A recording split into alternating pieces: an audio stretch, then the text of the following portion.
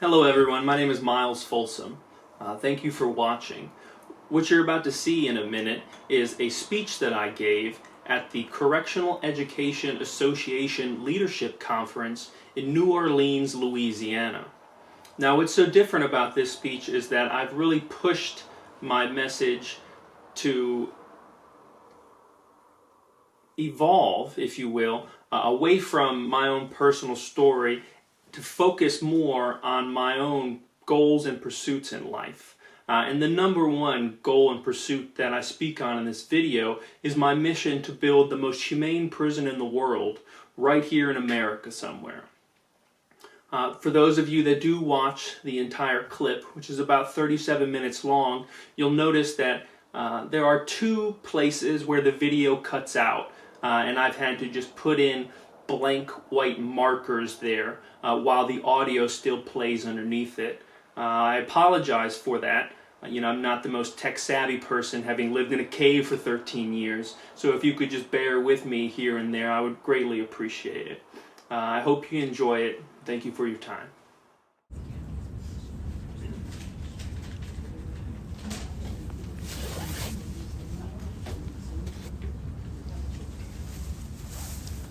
Hello and good morning. My name is Miles Folsom. Miles like the distance and Folsom like the prison. Let me start off by telling you how appreciative I am of this opportunity and you guys allowing me to be here and even to come hear me speak today. I came quite a long ways. You see, I spent nearly 13 consecutive years of my young life incarcerated. I'm 29 years old today. It was only 1 year ago that I was finally freed from that incarceration. I was released early.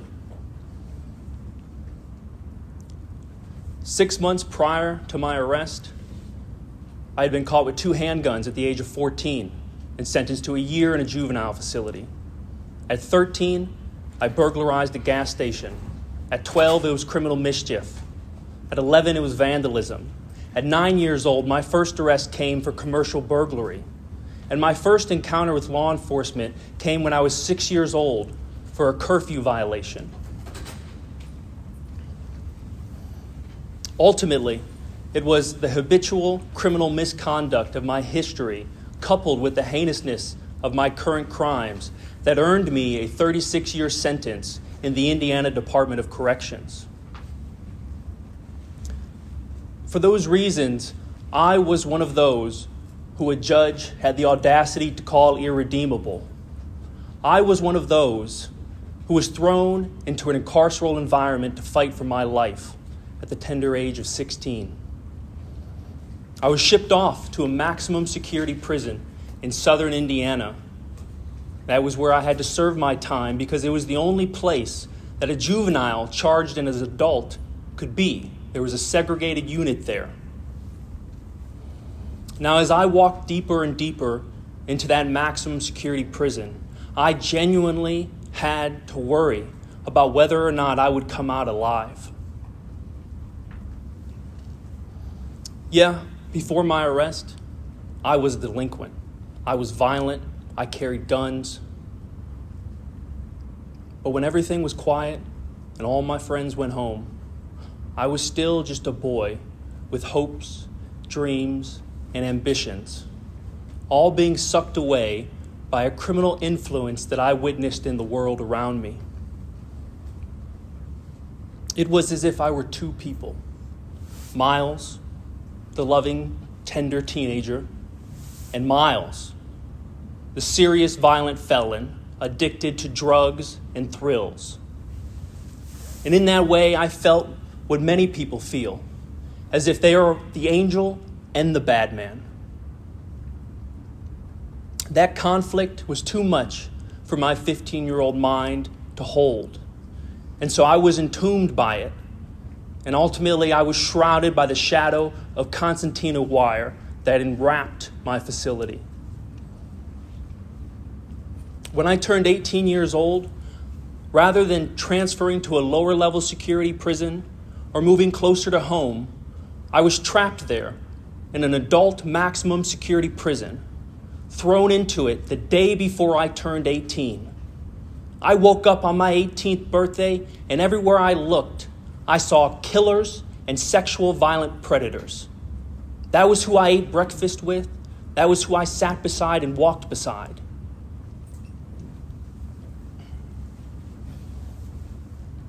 I watched as young men and old men entered that same environment, trying to find themselves, and they were swallowed by its culture.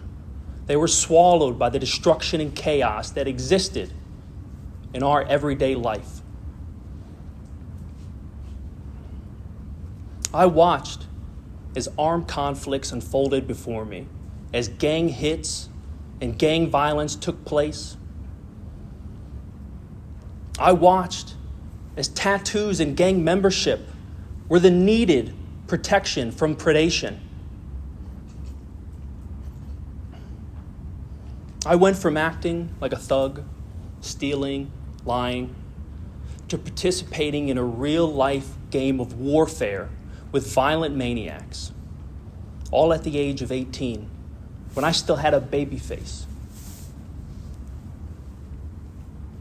And the sad part about it is I was where I belonged. For my actions needed consequences, and they needed dire consequences. For the bad man in me had grown too strong, and I was incapable of resisting him while in the free world, surrounded by the chaos of my friends and the criminality that we had all got ourselves into. The environment that I walked into presented me with a dilemma. I might call this the prisoner's dilemma. For to survive in an incarceral environment calls for a person to make a deal with that bad man rather than to accept a truth with one's own inner angel. Because prisons are cities within cities with their own environments, with their own social norms. You see, I watched as people came in and they covered themselves in tattoos, searching out a life within that institution, because to resist that culture was too much for most men. I watched as time and the senselessness of the chaos around us broke the hopes and spirit of young men and old alike. You know, we send people to prison because they fail to adhere to our social norm, to our culture of lawful living. We send them to the Department of Corrections to correct their behavior. But when that place is a hell of its own, correction is hard won. The norm in prison is to lie, cheat, steal, manipulate, and any other thing to gain your ends.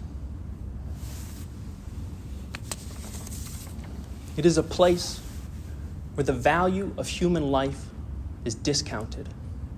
It is discounted as men speak of murder as if it were golf.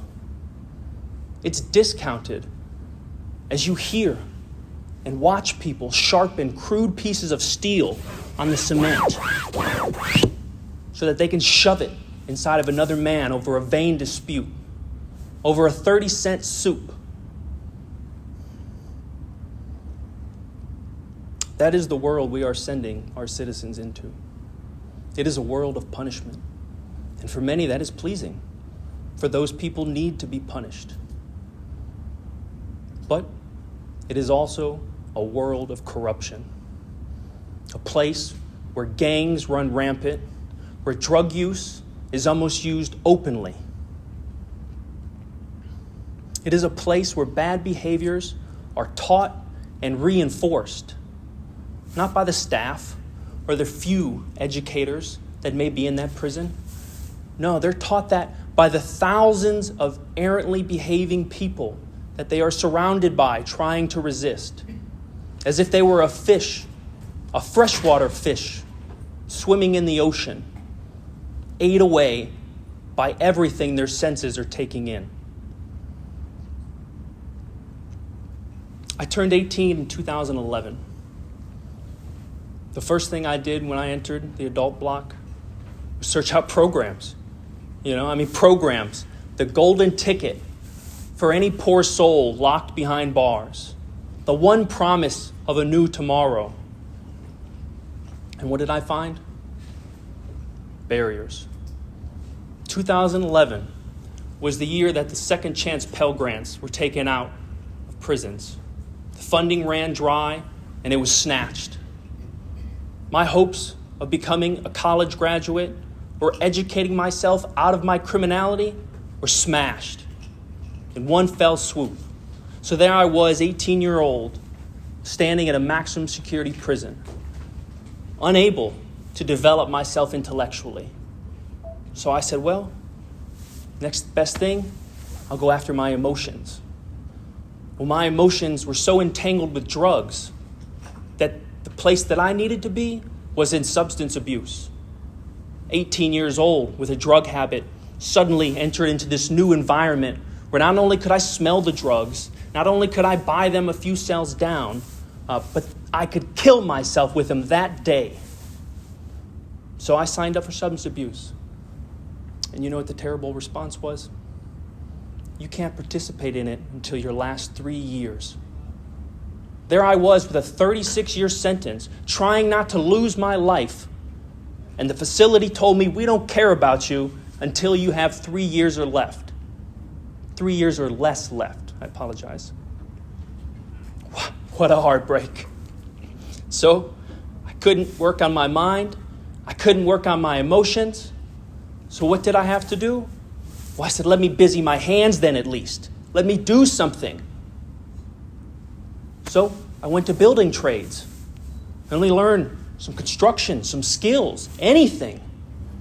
And again, I was met with the same response. You can't participate until your last 3 years. Now, it's not all bad news. There were some programs in that maximum security facility for gentlemen who had 36 years or 200 for that matter. And I did sign up for them, and the waiting lists were quite long. There I was, sent to be corrected, sure to be released one day, surrounded by thousands of errantly behaving citizens who had all lost hope in their lives. Because if they didn't have a life sentence, if they didn't have life without parole, they had an ungodly amount, 100, 200, 300 years for the unspeakable things that they had done. You see, against all odds, I became the man here standing today. For 8 years, I was trapped in that facility, fighting not to die. Maybe not figuratively die, although that was surely a risk, but to keep my soul alive, to keep the anger that was growing on me every day back, the resentment, to just gain enough room in my immediate environment that I didn't feel suffocated by the chaos that was whirling around me.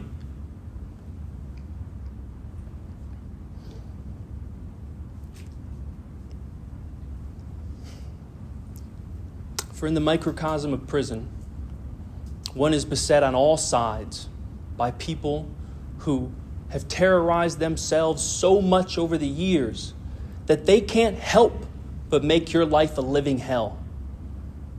That's just their day-to-day habits, their norms. I watched as boys and men came in and covered themselves in tattoos and joined gangs, committing themselves to a way of life that they didn't even know existed a year before, a way of life that didn't exist outside of this penal institution.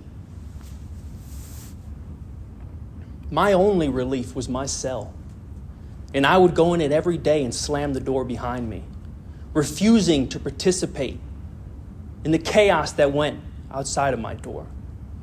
You see, in some sense, that cell door became my gate to hell. And it was the cell that was my sanctuary, not the day room with 100 other inmates at the card tables, on the phones. Never did I want to live in that environment, because every time I stepped into it, all I felt was people trying to prey on me, to take anything and everything I had, including my smile. And I refused.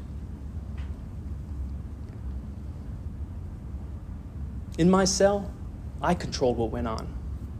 I didn't have to listen to crime stories. I didn't have to listen to people talk about murder. All I had was myself to work on. And that wasn't preferable. I would have much rather been in a better prison around people who had the resources to commit themselves to something good every day. But it just wasn't there. The resources were not that available. So my only hope was to self-educate. And I tried to self-educate as thoroughly as I could. And despite the utter lack of resources that I was handed, I did just that. And I started with the classics. But you know what I found there? More barriers. Words, words, words, Horatio. The small words, the big words, the Latin words, the English words, all the words that I didn't know in the world, the words that defined me.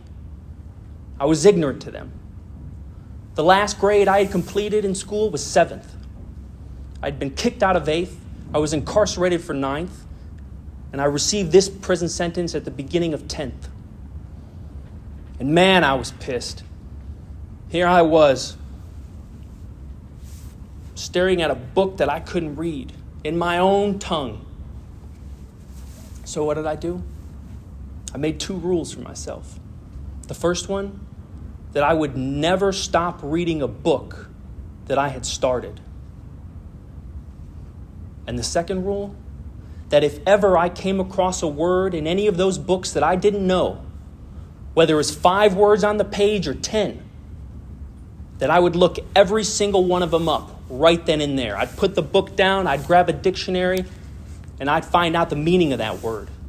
And then I'd put that word on a list. And at the end of the night, I made vocabulary cards of every single word that I had encountered.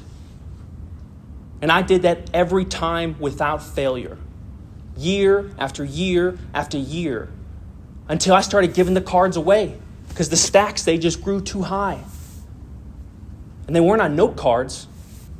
Because it was illegal to have note cards in my prison.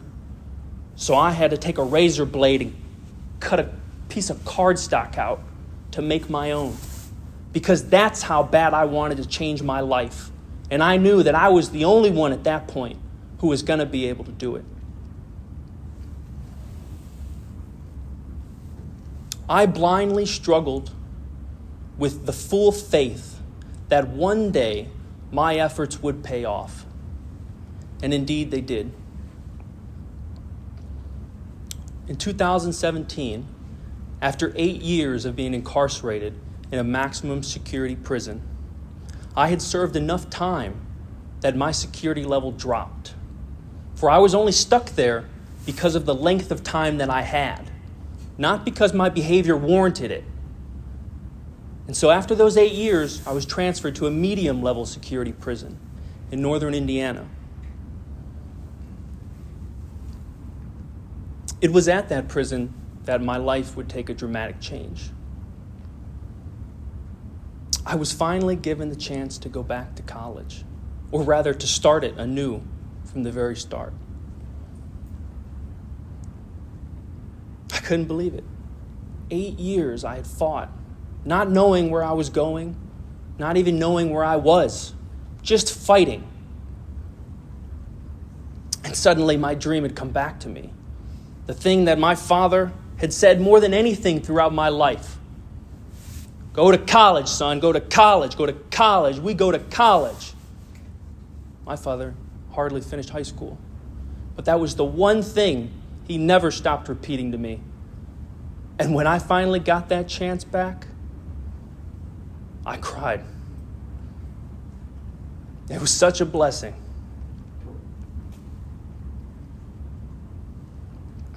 Second chance Pell Grants had come back in 2015. And in 2017, it was still a very limited amount of colleges who were able to access those fundings. And this just wasn't any shot at college. I was fortunate enough to end up at the prison where the Moreau College Initiative had been started at Westville Correctional Facility in northern Indiana. Now, the Moreau College Initiative is a collaboration between Notre Dame University and its sister school, Holy Cross College, to provide undergraduate degrees to those incarcerated at the Westville Correctional Facility. The majority of my professors came from Notre Dame. That was the level of education that they brought to me. Monday through Friday, in the morning and in the afternoon, my professors and the professors for the rest of the men loaded up into cars and carpooled an hour to the prison, where we had classrooms specifically designated for each course on the syllabi.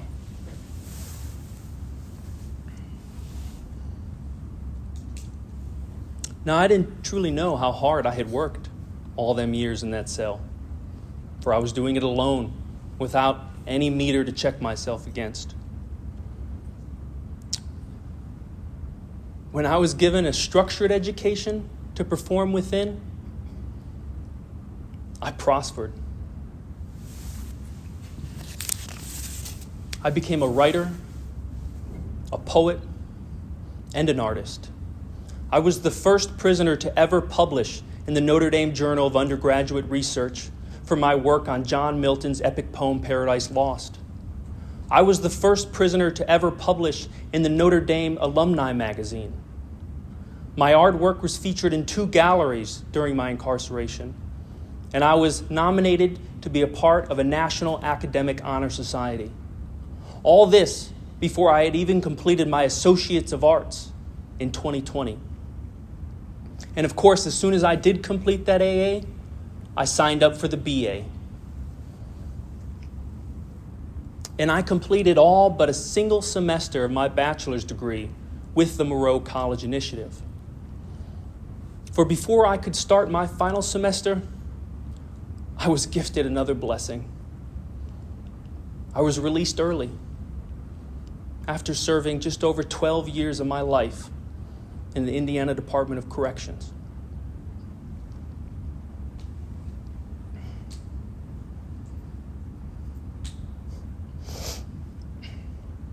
You see, MCI provided me with the accredited accolades that I could take to my court system to prove the rehabilitation that I was undergoing behind those closed walls.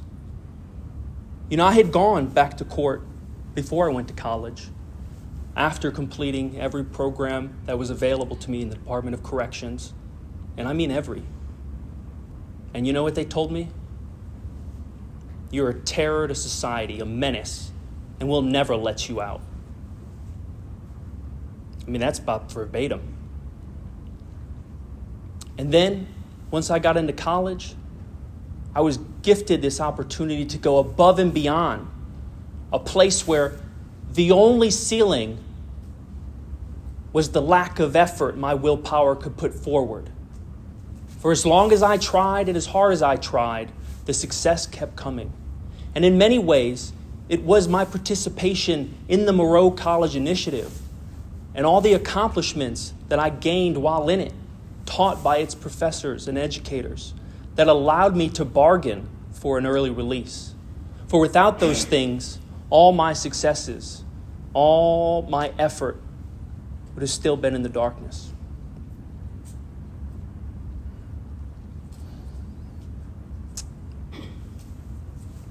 I graduated with my bachelor's degree. But not only did I graduate the 2022 valedictorian of my college, having done probably 95% of it incarcerated.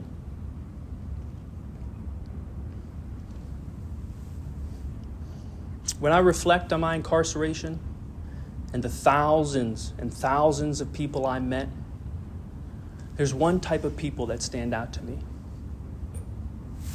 Educators. I always found a friend in the face of an educator. They were always more sincere than both the guards and even the clergy.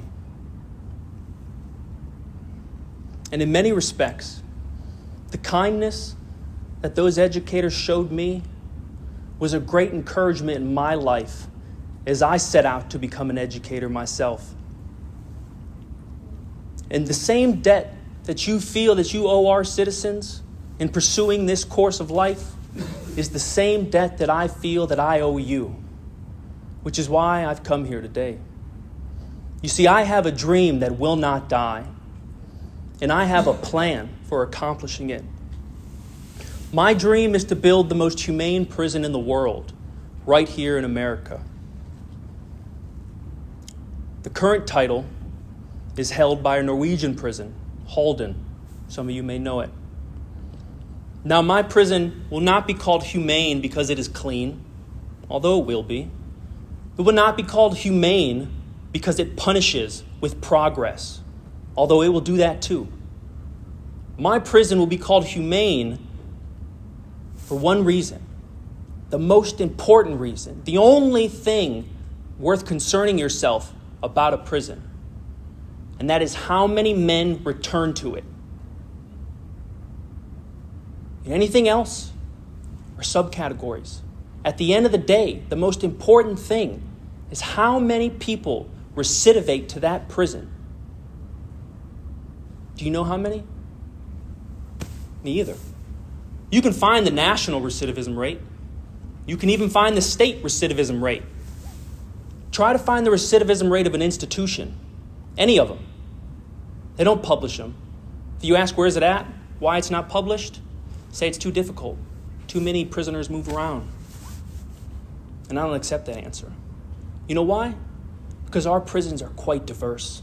Across the state, across the nation, they all have different environments. They're all of different ages. Each one has its own culture, and each one is producing something different. And if you knew that number, then you could easily weed out the worst places. You could tear them down and build new ones. And simply, with that method alone, you could improve incarceration.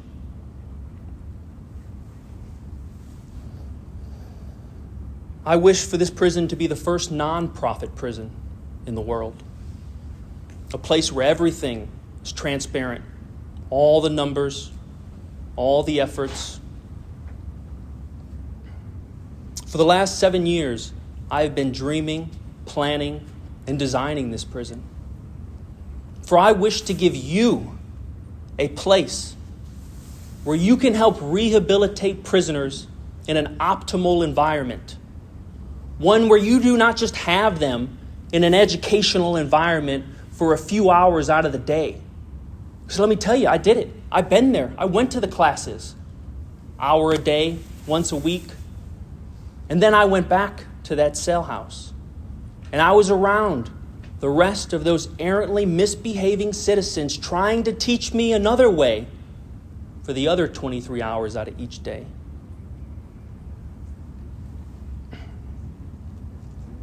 I wish to create an entire prison and its internal community based on education and industry, a place where theory can meet practice, where our failing citizens can finally gain the habits and life skills that they had been missing, the very things that led to their incarceration in the beginning.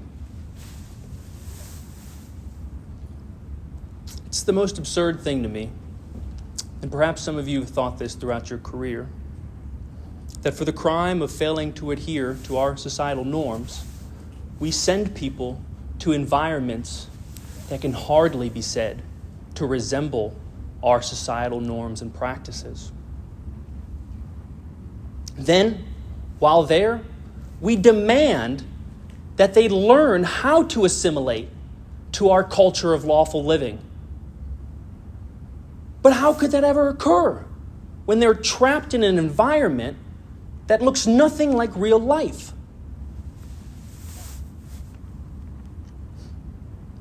Modern prisons are anything but lawful places.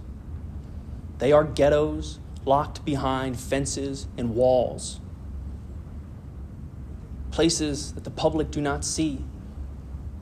Things go on there that the public does not understand.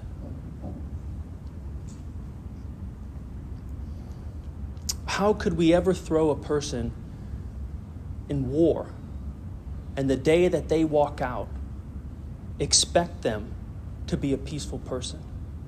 For even when the war ends, we all know that it'll wage inside for quite some time. That underlying feeling of chaos that our prisoners are forced to experience because we commit them to these crazy carceral environments, it is unacceptable, and it is intolerable to the greatest nation on this earth. But please don't misunderstand me now. I speak so passionately about prisoners because I love humanity and I love my nation. But I am a hard-on crime advocate. I was given a 36-year sentence at the age of 16, and never in my life did I decry that as being unfair or unjust. I felt as if I deserved it. For once you participate in the cycle of trauma that spans generations, you can't step back from it. You feel always connected, always responsible to all the crime going on around you because you put your effort into the machine and it still lives with your effort in it. You see, I tried to lead as many men as I could to the light while I was in prison. But those who weren't so weak to subtle speech or wisdom's grace, they are still there, fighting to die for nothing. See, I stand here today defending prisoners and heralding in a new era of corrections, not because I wish to reward bad behavior. It's quite the contrary. You see, I feel as if the hardest thing that I did in my life was change my life. The easiest thing for me to do and for the other prisoners around me to do was to continue doing all the same things that they had done before. Lie, cheat, gamble, manipulate, assault, abuse. It's the bread and butter of maximum security prisons and the medium that I was in.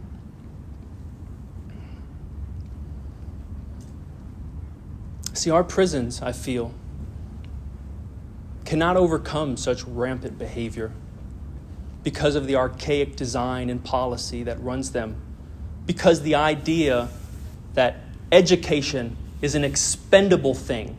It is an accessory to the incarceration. I wish to build the world's most humane prison in hopes of saving our nation and our communities from the criminality that is quickly spreading across it. See, the Bureau of Justice Statistics claims that 95% of all U.S. prisoners are going to return to us. 95%. They're all coming home. So the question is, are they going to come home better? Are they going to come home worse? Might they just be the same? That's a hard question, and it's even a harder answer to get to. The reality is that we must help them for our own sake. Of that roughly 2 million incarcerated in our nation, the U.S. Department of Health and Services tells us that 600,000 roughly will get out this year. 600,000 will get out next year and the next year. And of that 600,000 prisoners that are released every year, half of them are going back to prison. 300,000 over the next 3 years. And then next year, when 600,000 more are released, there will be another 300,000 just to add an exponent to it. And I'm not that great at math, so I'm not going to get too far into the numbers because it's really hard to calculate the effect of criminality, on our communities. It's not just a number. I mean, it's a feeling, it's a family, it's an emotion. But think about these people for a second. They go to prison, they get out, they commit a crime, and they return. Many people would say, well, whoop-de-doo.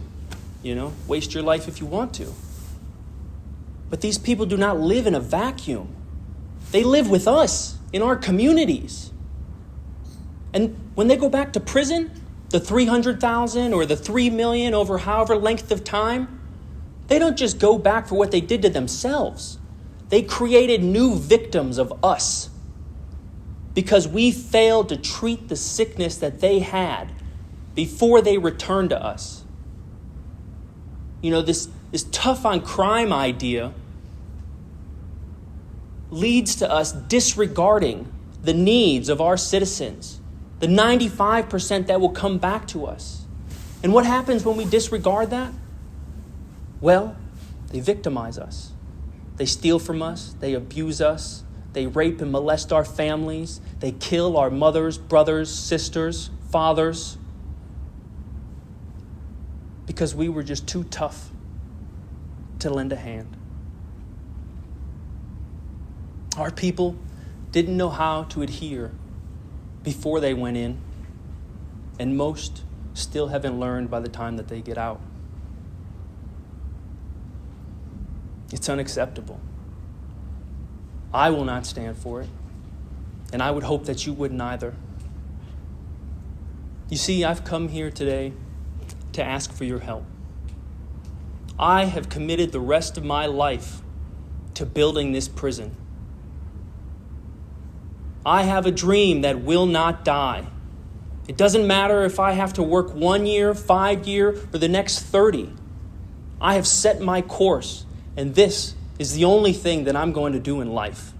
And you people are not going to stop hearing from me until I'm able to build it. I'm going to try to attend every conference I can make it to spread this word.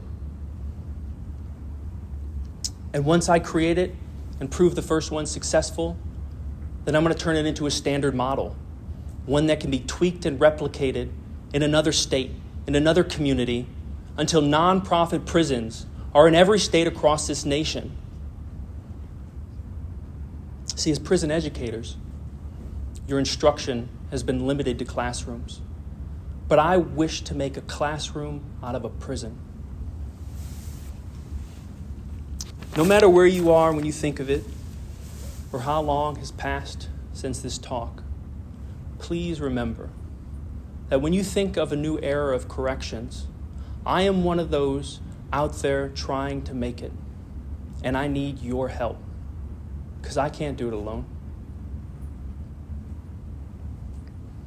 This endeavor is as much about creating a new type of prison as it is creating a new type of mindset towards our prisoners. One where people finally understand that if we do not help them, we simply wait for them to come back and harm us. Again, my name is Miles Folsom. Miles like the distance and Folsom like the prison. Thank you for your time. So that was a brief plan of how I plan to proceed and develop the most humane prison in the world right here in America. The first non-profit prison built from the ground up. As I said, I've been designing and planning and developing this prison for approximately the last 7 years throughout my incarceration. Everything from the architectural designs, what it may look like, to the programming and the types of industries that are going to be within that prison.